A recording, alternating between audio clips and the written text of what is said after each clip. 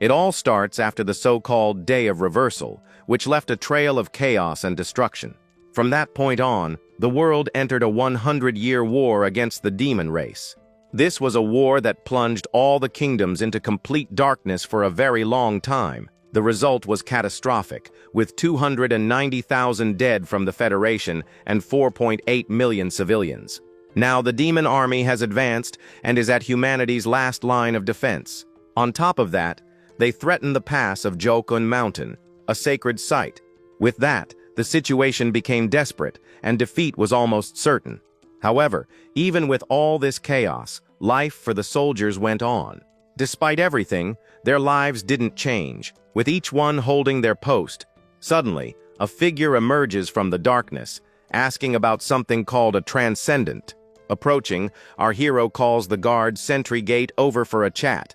Then our main character grabs the guard's sword in a pretty intimidating way. The guard is frozen, completely caught off guard by the young man's actions. Turning his back, our hero asks if transcendents are exempt from duty. The guard, still a bit nervous, replies, "No, sir, they are not exempt." Our hero then warns him that there are a lot of people waiting to take him out for being careless. Therefore, he orders that starting tomorrow, no one drinks water, takes off their armor, sits or sleeps. Right after, he gives more orders to another soldier about the movement of the elite troops. The next day, the camp's flag flutters in the wind, heralding a new day. Inside a tent, our main character wakes up suddenly, looking terrified of something. A soldier enters the tent and wakes up our hero, who we now know is named Gate. He then realizes he was dreaming about his rookie days, which makes him pretty ticked off. Without wasting any time, our protagonist starts getting ready for another day of duty. Now on his feet with his sword in hand, Gate asks who was on watch last night. An elven archer named Scully informs him that it was Morris from the second magic class. She explains that the dwarf Moai caused a ruckus in the morning looking for him, and it woke everyone up. The problem is, the commotion draws the attention of the high-ranking officers, who are super strict. Because of this, Scully warns Gate that even if they let it slide, the higher-ups won't. Our hero then tells Morris to reflect on his actions because he's not covering for him anymore. Changing the subject, our protagonist asks the archer for the day's enlistment roster. Scully mentions that a scripture says this new group might contain a transcendent. It's then explained that on Jokun Mountain, there are 10 legendary weapons called the Deca weapons. Those who manage to pull one of these weapons from the mountain are classified as transcendents. And according to the prophecy of the great prophet Saint Bynes, this has a greater purpose. Because when 10 transcendents gather, they can finally defeat the demon lord. Back in the present, Gate complains about having to evaluate the black magic division when he's a swordsman. Scully reminds him that so far, only 2 have managed to become transcendents, him and the mage, Morris. She believes in the prophecy and asks our hero to treat the next chosen one well when they show up. The 2 then comment on a squad leader named Uldring, who has an inferiority complex. And with the image of the Black Dragon Demon Lord, the hope is that this brutal war will finally end. The perks of being a transcendent are incredible, with triple the pay and even a statue. Scully then warns him about a rumor that the brigade might be split up if there's one more deserter. Our hero cracks a smile and says that he's not the one who chooses the transcendent. The weapon is, besides. He explains that if they lose this territorial battle, it's game over. Suddenly, the 2 realize that the high-ranking officer, Uldring, has arrived earlier than usual. Without wasting a second, Gate and Scully salute the officer, who greets them. Thus, we are introduced to Uldring, a high-ranking black mage from the Dark Elf race. Our protagonist is clearly bothered by his presence, but decides to start the selection. Right in front of them, several volunteers from the Black Magic Division are lined up awaiting orders. The crowd of recruits is pretty large, and they all seem anxious for what's to come. Gate observes them, and since they're black magic volunteers, he's already expecting to find some shady characters. And indeed, he thinks to himself that there are rotten people everywhere. The appearance of some of the new recruits already confirms our hero's suspicions. Taking a step forward, our protagonist yells for everyone to pay attention. He gets annoyed by their weak response, and demands they shout with twice the force. With the image of a tiger behind him, our hero asks how many times he needs to tell them. Finally, the recruits respond properly, yelling "Attention" with all their might. Satisfied, Gate explains that one of them will become a transcendent and remain in the unit, and even those who aren't chosen will be sent to important positions in the army. Finally, he calls up recruit number 7, the top of the class, named Swan, and says she looks apathetic. During the evaluation, our hero is startled by the eyes of recruit Zunia, number 29. Soon after, he notices recruit number 13, Nartz Windsor, the only son of a rich family. The Beckenberg family is known for its immense fortune and extremely valuable jewels. They are a noble house of dark elves, famous for their strong paternal heritage. Nartz wears so many expensive rings that his fingers are turning purple, showing he's quite spoiled. Gate then formally introduces himself as the instructor standing before them all. He reveals that he is a transcendent and the guide for the special task force they will be a part of. The recruits are shocked and wonder if the sword on his back is a Deca weapon. The scene shifts to Morris, the gnome who is also a transcendent, and he seems terrified of something. Now Morris is with the recruits, taking down uniform sizes for exchange. Suddenly, he's stunned to see that recruit number 13 has asked to exchange everything. Morris then realizes it's Nartz, one of the troublemakers Scully had mentioned. The gnome's expression gives away all his stress as Gate watches him from a distance. Our hero thinks that the bad recruits are obvious and plans to get rid of them soon. At that moment, Uldring approaches and calls our protagonist's name imposingly. The Dark Elf informs him that he will personally escort the new recruits to their barracks. Scully suspects he wants to confiscate something, but Gate tells her to pretend she didn't see anything. Then the archer says her goodbyes, saying she needs to sleep, and our hero dismisses her.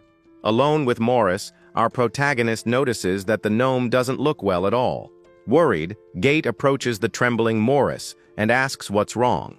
Suddenly, Gate remembers a violent attack that happened a while back. The scene shows the knight Jaga about to kick the small Morris on the ground. Next, the knight stomps hard on the gnome's head, who is unable to defend himself. We are then introduced to Jaga, a high-ranking knight who looks very angry. The poor gnome can only groan in pain with the knight's boot on his face. A soldier even asks Jaga to stop, but Gate says that gnomes can take a hit. Jaga then asks why the gnome doesn't get up as Morris bleeds on the ground. With a smile, he points to the gnome and says that he's perfectly fine. But when Morris gets up, Jaga attacks him again with his axe. Seeing this, our hero finally decides to intervene and stops Jaga's blow. The knight is furious with his actions and asks if our hero is challenging him. Our hero then stares him down seriously and introduces himself to the knight. He even asks if Jaga wants to get another scar on his face, as a threat. Our protagonist's glare is terrifying and shows he's not messing around. The scene then takes us to the vague prophecy from the scripture, which is still a great mystery. And as the long wait dragged on, someone finally pulled a Deca weapon, and those were Gate and Morris, who became the troop's new transcendents. But many soldiers doubt the prophecy and treat it as a simple legend. And in the midst of this brutal war, the balance of power is extremely fragile, because this balance is maintained only by the hierarchy and power of the strongest. With so many different species in the army, the order needs to be even more rigid. The illusion called transcendent is just bait to keep everyone in line. Jaga then asks if Gate is protecting the gnome just because he's also a transcendent. The knight repeats our hero's threat, asking if he wants another scar. However, Gate doesn't flinch and maintains his firm, threatening stare at the knight. The two glare at each other in a moment of pure tension, ready to fight. Suddenly, the archer Scully arrives, yelling Jaga's name, looking very worried. Her arrival interrupts the fight that was about to break out between the two. Jaga gets annoyed by the interruption and asks what the elf wants with him. She informs him that an officer is calling the knights for an important meeting. The knight then makes up a lame excuse about some missing spears. Angrily, Jaga says he'll meet them at the barracks and storms off. On his way out, he even bumps into Scully and tells the girl to get out of his way. Scully then asks what happened, and Gate says that Jaga's always been a piece of work. Our hero approaches Morris, who says he's fine because he used a defense spell. Gate gets angry because Jaga came all this way just to mess with the gnome. Scully quickly realizes that he's also got his eye on Nartz, the rich recruit. Our protagonist warns Morris to be careful because Jaga has an inferiority complex. Gate tells the gnome to use his head instead of just apologizing to him. Back in the present, our hero asks why Morris is unwell, and he says it's a species-related problem. Morris then explains that gnomes have a metabolism that's 1.7 times faster. Furthermore, 95% of them are lactose intolerant, which is pretty bad. Gate complains that no one in this unit is normal, which stresses him out, so he tells them both to leave and says he needs to check on the recruits now. Arriving at the rookies' barracks, the atmosphere seems very heavy and silent. Inside, we see recruit Xenia, number 29, who has a very strange look in her eyes. She's sitting near Swan, recruit number 7, who seems very uncomfortable. Swan then wonders why this psycho is staring at her out of nowhere. But Xenia doesn't stop staring and keeps up her weird and creepy face. Suddenly, another recruit enters the tent, catching everyone's attention. He's carrying a pack of cigarettes, and Swan remembers a guy who hit on her. The scene then shifts to the past, at the entrance of a club called Redonia. Inside the bar, Swan and a friend were talking about how her ex cheated on her with a dwarf. At that moment, the weird elf from the present approaches their table. With a cheap pickup line, he asks if they want to hang out with him and a friend. Swan cuts him off immediately and says they're in the middle of a serious conversation. Awkwardly, the guy says he'll be back in 5 minutes to see if she changes her mind. Her friend then asks why she shut him down since he seemed decent, and Swan replies that she prefers more masculine guys over those scrawny types. The scene returns to the present, and Swan thinks that those were the good old days. The elf who hit on Swan starts giving orders about tetanus shots. Swan is outraged and asks why they need shots when there are healers, but the guy just demands discipline and tells everyone to shout their replies louder. After giving his orders, he finally leaves the tent, leaving the others behind. As soon as he's gone, a very awkward silence fills the entire place. Swan thinks about how this whole situation is just way too weird. A recruit next to her then starts complaining about the elf who just left. However, another recruit tells her to shut up and stay in her lane. The argument heats up, and the two start cussing each other out and challenging one another in front of everyone. Swan gets even more annoyed, wondering what these idiots are doing. Just then, our hero Gate arrives at the entrance of the tent for the daily inspection. He enters, and all the recruits fall silent in the presence of their instructor. The tension is so thick that Swan even swallows hard out of pure nervousness. Suddenly, Nartz, recruit 13, complains that she accidentally bumped into him. Swan gets irritated because the guy has a look of disgust that would push anyone away. She then moves away, thinking he's a total scumbag in every possible way. Meanwhile, Gate looks at the exchange requests and sees they are all from one person. Nartz then stands up and proudly says that the exchange requests are his. He starts making an excuse about his family's fortune and color tones. Our hero cuts him off and tells him to cut the crap and just wear the uniform. With a smirk, Nartz tries to send one of the other recruits in his place. Our hero then asks what he's doing and tells the guy to get in line. The rich recruit starts to have a meltdown, repeating our protagonist's words. Suddenly, Nartz snaps and yells not to play mind games with him. Gate just watches the scene with a sour face and zero patience. The situation makes all the other recruits in the tent very uncomfortable. The rookies are completely confused and wonder what that psycho just said. Swan, completely fed up with all the nonsense, curses under her breath, annoyed with the scene. Our protagonist then finds the perfect solution and orders everyone to hit the deck. Immediately, all the recruits get into the push-up position as punishment. Gate warns them that he'll let it slide today, but next time he'll make their lives a living hell. In response, all the rookies shout loudly that they understood the instructor's message. Meanwhile, Nartz struggles immensely to hold the difficult punishment position. The spoiled kid clearly can't handle the tough military training. The next day, all the recruits are lined up to get the so-called tetanus shot. Scully administers the injection to one of them, who wonders why an archer is doing this. Next to Gate, little Morris asks if they really need to get the shot. Our hero then tells the story of Drenane, a healer with a prosthetic leg. She was injured by a goblin and healed wrong because she was just a healer. Gate explains that tetanus is just as deadly as any weapon, and Morris is terrified by this. Gate explains that not even the great archmage Vilcross could defeat tetanus. Our hero gives a little smirk, looking quite pleased with his explanation. Suddenly, he hears shouting and wonders why there's so much noise coming from the recruits. Scully then approaches in a panic, and our protagonist asks what happened. The archer yells that recruit number 13 simply vanished from the line. Our protagonist is shocked and furious at the news of the disappearance.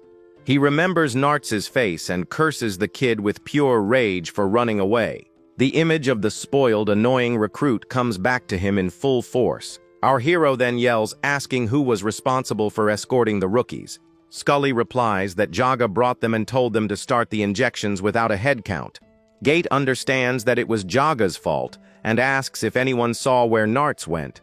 Recruit Xenia raises her hand and says her special skill is Eagle Eye. Our protagonist then asks the girl if she can see the runaway. Using her special ability, Xenia manages to locate Nartz from a great distance. She points to the mountain and says the guy is heading that way right now. Scully and Morris are confused because that's the mountain behind the camp. Gate then realizes that's where the hill of the Deca weapons is and understands the plan. Meanwhile, Nartz walks alone, believing he is the next one chosen by the prophecy. He arrives at the Jokun mountain pass with an air of pure superiority. There, he finds a magic staff and believes the weapon was prepared just for him. The scene flashes back to the argument over the uniform, and our hero thinks Nartz is just an idiot. On top of that, other recruits feel humiliated and complain about the mockery they're enduring. Back in the present, Nartz smiles, believing it's time to show his true power. With his hand on the staff, he says he's going to shut up everyone who looked down on him. Suddenly, the spoiled kid is startled by a desperate scream coming from the darkness. Nartz then looks back and sees Gate and Morris running towards him at full speed. Our protagonist yells that if he touches the weapon, his arm will be destroyed instantly. However, the spoiled recruit threatens to touch the staff if they move another inch. Gate stops in his tracks, furious, and little Morris is terrified by the situation. Nartz believes this is all a cheap trick to break his will with pressure. Our hero is confused and asks what nonsense he's talking about, telling him to come down. The young man then introduces himself as the heir to the Beckenberg family and accuses Gate of being afraid. Our protagonist explodes, yelling that Nartz has the lowest score of all the recruits, and that his strength and magic are so weak they're like a tree goblin's. He even tries to explain that not even a transcendent can pull the weapon without a ritual. The rich recruit asks if our hero is judging him like any ordinary person. He believes that incredible people face rejection, and that his destiny is to guide the foolish. Therefore, Nartz decides he will pull the Deca weapon and accept the destiny given to him. Gate screams desperately for him not to do it, but it's too late to stop him, and with an intense purple glow, the weapon reacts to Nartz's touch, surprising him. The weapon unleashes a violent purple energy that hits Nartz head-on with immense force. The spoiled recruit is thrown backward, with no chance to react to the Deca weapon's power.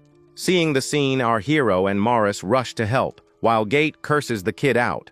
Nartz is now on the ground, crying and drooling, completely defeated by the weapon. Morris approaches and wonders what that pathetic creature on the ground is. Our protagonist then tells the gnome to get down the mountain because there's no more time. Meanwhile, elsewhere, black magic is explained as a very dangerous curse. Cladring then announces that today's training will be resistance to the devouring mist. Swan thinks the ability is useful, but it also hits allies, which is why they train resistance. The Dark Elf then summons a large sphere of black magic to begin the training. All the recruits enter the mist with protective cloths, one by one, in order. And the girl reflects that the only reason for this would be if one Dark Elf attacked another. Suddenly, Uldring yells for everyone in there to remove their protective masks immediately. Swan is furious with the order and clutches the cloth on her face in disbelief. She complains that the training is barbaric and only serves to force them to adapt. Without protection, all the recruits start to feel sick and suffocate in the mist. The instructor then approaches one of the rookies who is suffering from the training. The Dark Elf holds him tightly as the young man cries out in pain from the magic's effect. To make matters worse, Uldring orders everyone to sing a military song in the middle of the chaos. In the midst of it all, recruit Swan remains standing, firm and strong, enduring the pain. Swan cries in pain and thinks that Uldring is a very cruel kind of guy. Uldring says that a transcendent becomes his assistant, but the treatment is anything but good. The girl then wonders if she could put up with the mood of that guy she hates so much. However, the rewards of a transcendent are great, and she decides she will persevere. She thinks the system has its flaws, but being a transcendent would free her from annoying veterans. Procling Arbor finally ends the training, and the girl is relieved it's over. Already outside, everyone rests for 5 minutes before the next stage of the day. Swan then reflects that being an orphan, she just wants to save money and get out of the army. Her only goal is very simple, not to die and to live for at least 500 years. Suddenly, Uldring notices the arrival of our hero and Morris in the distance. Swan also sees the two approaching and is very curious about the scene. Our protagonist then arrives carrying Narts on his back, and Swan thinks he got caught. Uldring approaches and asks our hero what happened, and if the kid is dying. At that moment, Scully arrives in a panic and says there are no healers nearby. Gate asks Morris if he can help, but the gnome says that buffs and healing are two different things. The dark elf also says he can't do anything since his magic only causes damage. Our hero tells Scully to look again, and she runs off to check the holy water fountain. Then, recruit number 7, Swan, raises her hand, drawing everyone's attention. She says with confidence that she can solve the problem using her black magic. Uldring and our protagonist are shocked and ask what she just said. In disbelief, Swan analyzes the situation and realizes Narts has a cursed creature on him. It's a type of magical parasite called a dentacula that's sucking his life force. The girl explains that she can weaken the parasite using a black magic spell. However, Uldring doesn't believe her and tells her to stop talking nonsense and wait for the healers. Our hero then agrees with the idea and says that since it's an emergency, she should try. He adds that if it doesn't work, they'll just wait for help to arrive. Swan then asks to borrow Uldring's staff, leaving the dark elf quite surprised. With the weapon in hand, the girl positions herself to begin the spell on the fallen recruit. A purple aura surrounds her as strange words come from her mouth. Next, a huge magic circle forms on the ground with the power of the incantation. The spell then hits Narts head-on, and the young man begins to writhe in pain. The dark creature that was attached to him starts to break apart bit by bit. Swan finishes the spell, and the parasite completely disintegrates in the air. The last fragments of the shadow vanish, and everyone falls silent. Gate, Uldring, and Morris are open-mouthed, unable to believe what they just saw. Slowly, Narts wakes up, looking much better and a little confused by everything. The girl looks tired but maintains her composure after using so much power. Uldring then looks at our protagonist and admits that the recruit is quite useful. The scene then shifts to a dark night over the walls of a distant fort. Suddenly, we see a nightmare with a giant demon and Swan trapped among skulls. During the night, a carriage arrives at the fort, bringing the military police. Inside a tent, Scully informs our hero that the police have arrived for the case. She asks what's going to happen to Narts, and Gate says they'll sort it out soon. The archer is still shocked by the arrogance of the kid who thought he was a transcendent. Suddenly, little Morris runs into the tent, calling for our protagonist.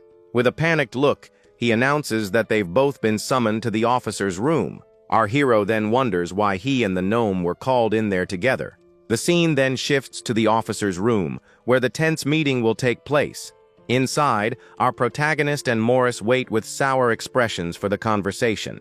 The mood is very heavy, with Narts in bed surrounded by very important people. An officer begins to defend Narts, saying he's a model soldier who was just confused, and that this confusion created a crisis of inferiority for the troop's transcendence.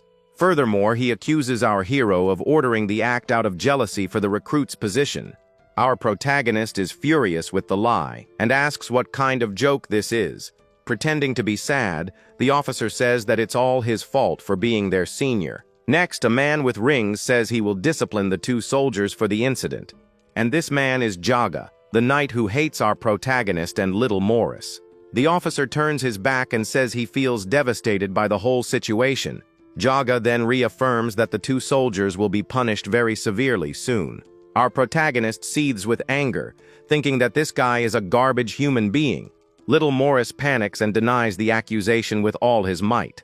Suddenly, a giant named Moai yells for the gnome to shut up immediately. Then, a woman approaches and says she is very disappointed in both of them. She is Rebecca, the company commander, and she looks very let down by the situation.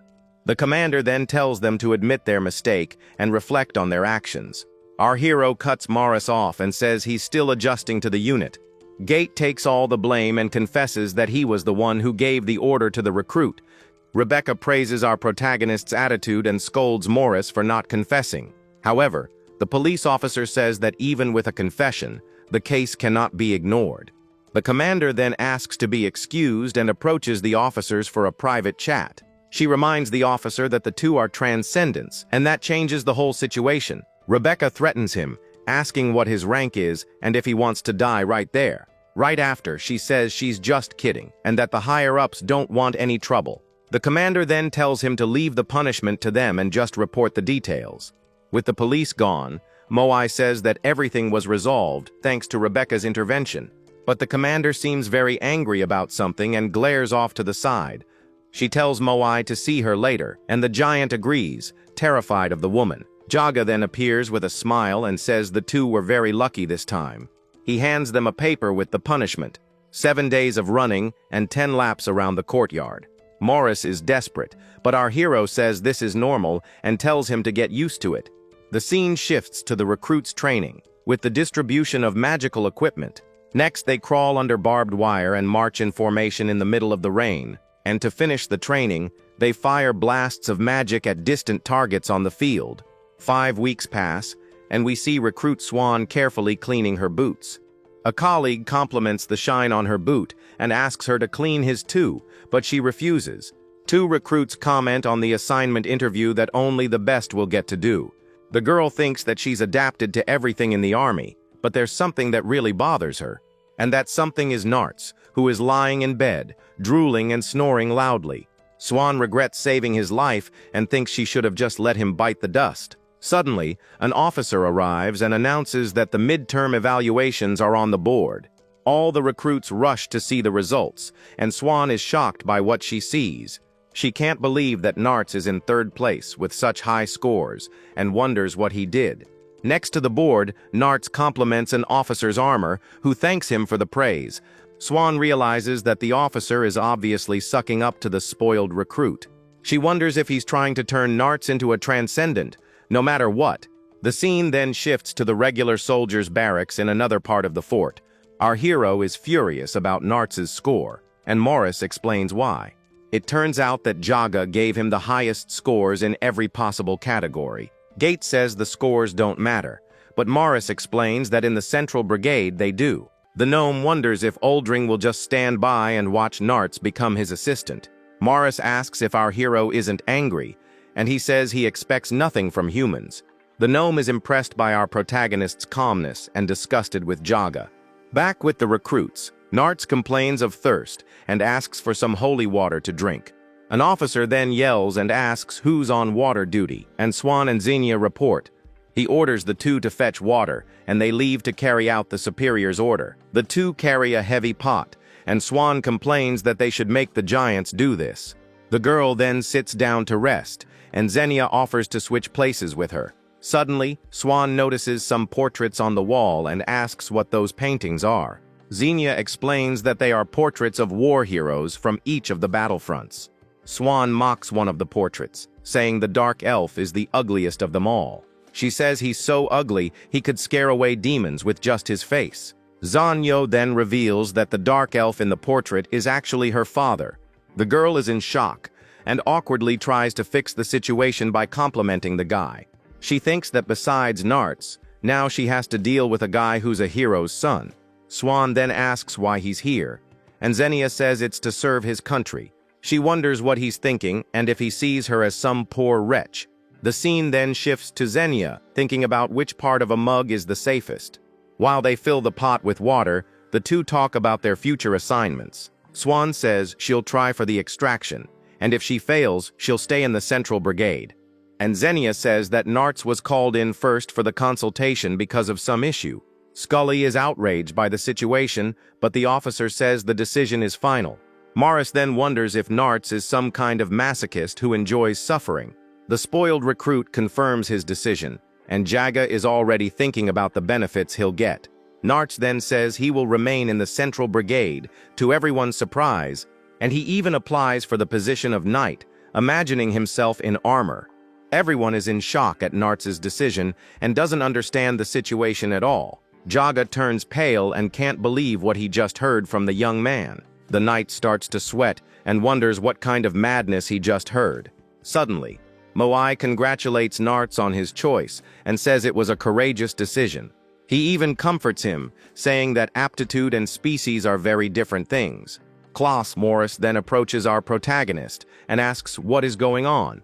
Our hero gives a very mysterious smile, leaving the little gnome even more confused. Later, the two are walking carrying backpacks, and Morris asks what it all means.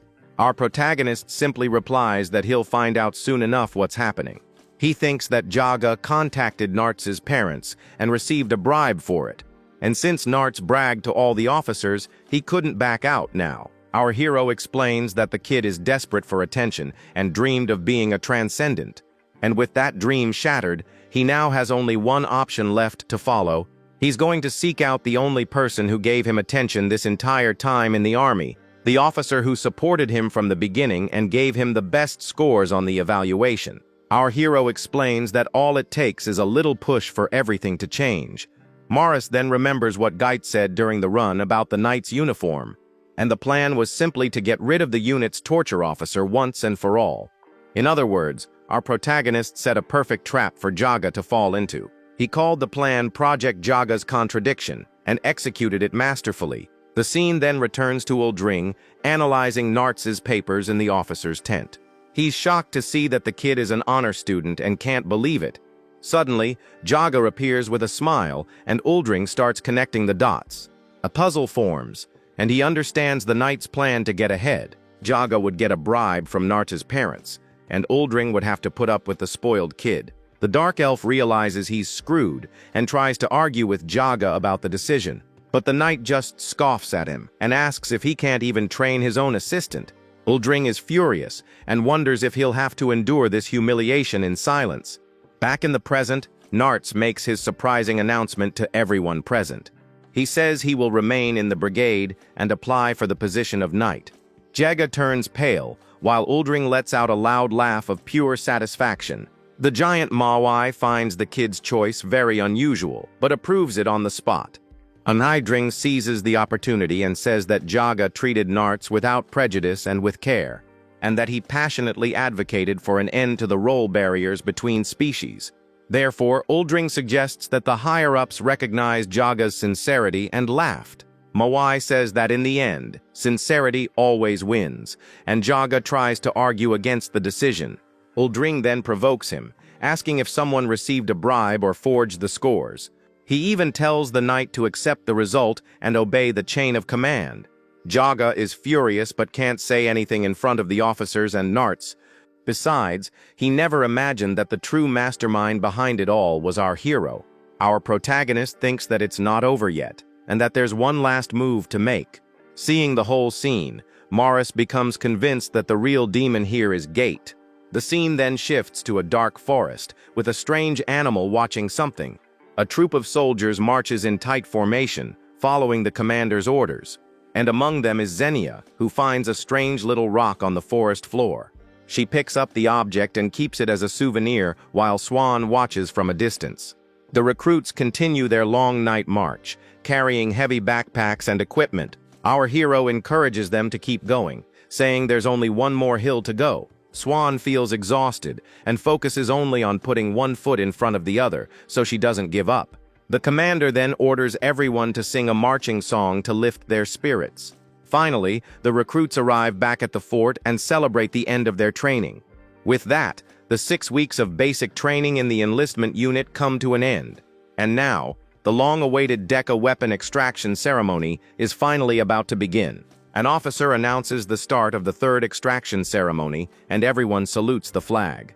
Morris wonders why it's the third time, and our hero says there have been over 100. Our hero explains to Morris that if the prophecy is right, it all ends in the 10th round. An officer with wings then begins the ceremony. Speaking of their noble tradition, she announces that the recruits from the Black Magic Unit will begin the final extraction. Gate yells for the rookies to step forward and says the class has 2 candidates. He then calls Recruit 29, Zinnia, and Recruit 7, Swan, for the test. The 2 warm up for the challenge, and a purple magic aura surrounds their bodies. The officer announces that Zinnia, the second in the class, will be the first to attempt the extraction. Zinnia then informs Swan that she will be the one chosen to become the new Transcendent. The Deca weapon is legendary and cannot be pulled by normal means, but Zinnia has a plan, because she believes her absurd muscle strength is more than enough for the task. Scully is shocked by the girl's muscles, and Gate says she's going to use brute force. Swan then realizes that Zinnia's family genetics are the reason for her incredible strength. The recruit gets into a powerlifting stance to pull the weapon. With a deafening shout for her father, Zinnia puts all of her strength into the movement. However, despite all her effort, the Deca weapon simply doesn't move. Frustrated, she asks if anyone has a shovel, and Gate tells the girl to get down from there. Next up is Swan, recruit number 7, who walks up to the weapon. The other recruits comment that she is the top student of their entire class. The officer then recites the words from the scripture about the worthy and transcendence. And with a final shout of extract, Swan prepares to try her luck. With her hands on the staff, Swan prepares to try her luck with all her might. Our hero and little Morris watch the scene with great anticipation in the air. The girl takes a deep breath and focuses on pulling the weapon with everything she's got. She then uses all her energy, but the staff doesn't move a single millimeter. Swan is shocked and wonders why the weapon isn't moving at all. The other recruits comment that neither Zinnia nor she could do it, and that the scripture was wrong. With a tearful expression, the girl thinks that she was so sure and wonders if she miscalculated. A memory of her past at the bar comes back, and she thinks she's not so smart anymore. She then decides to give up, but her hands simply won't let go of the staff. The girl becomes desperate and wonders why her hand won't release the weapon. Suddenly, a dark red energy explodes from the staff with immense force. Swan is terrified and has no idea what is happening around her. The other recruits get scared and wonder why she's just standing there. Our protagonist and Morris realize that something very serious is about to happen. And from the middle of the red smoke, a shadowy creature emerges, the Lord of Gyokun. The creature then calls Swan weak and says she's too boring for him. And unlike the weapon's previous owner, she has no ambition in life.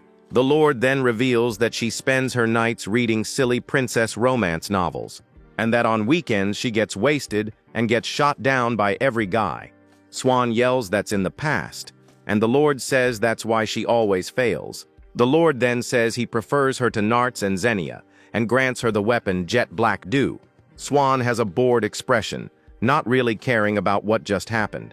The creature explains that the weapon is corrupt, but because she's lazy, she can be trusted.